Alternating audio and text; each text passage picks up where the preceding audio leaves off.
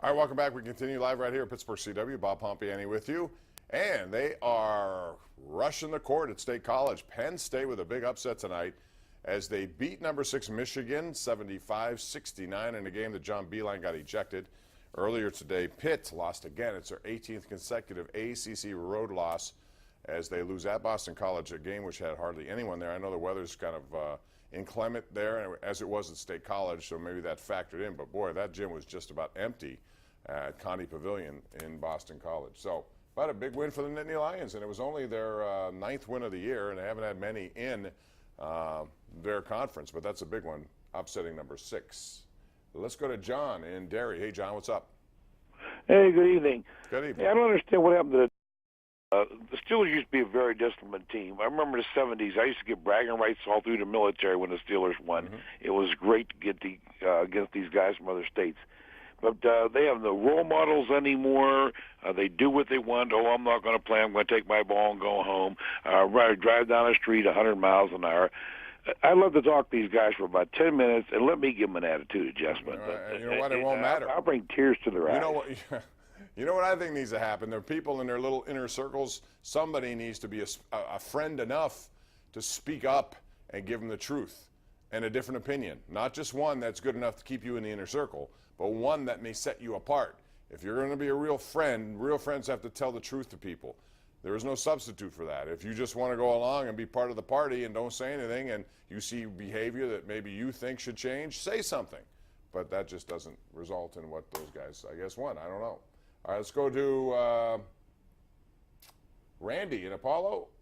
No, who do I have on the line right now? Is it Wayne? Yeah. Oh, Randy. Is that you, Randy? Yeah, it's Randy and Paul.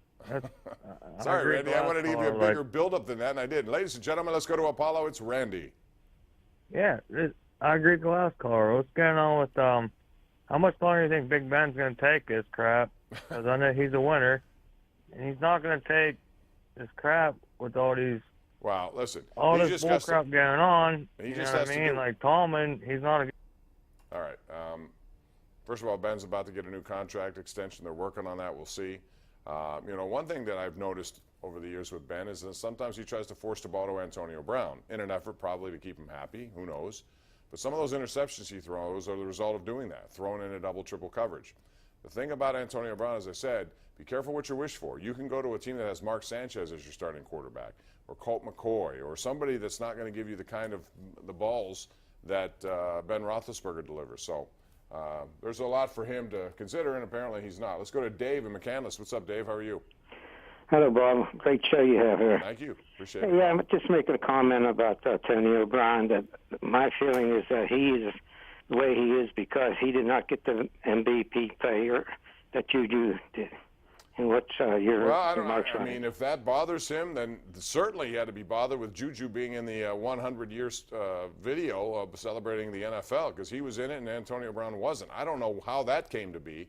But, quite frankly, that's just such BS. Come on, grow up. If that's bothering you, you should be happy for a 21-year-old kid who was elected MVP of the team. First of all, maybe that award needs to go because it's very factionized, I don't know.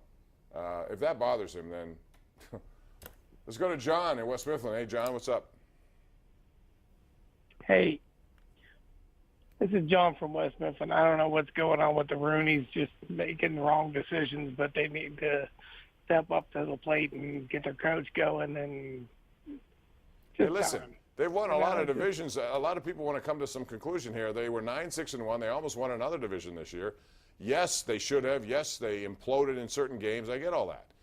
But, I think in the long run, they're still going to be a very good team. Next year, I wouldn't be surprised if they won the division again. They got to make changes. They have to do a lot of things.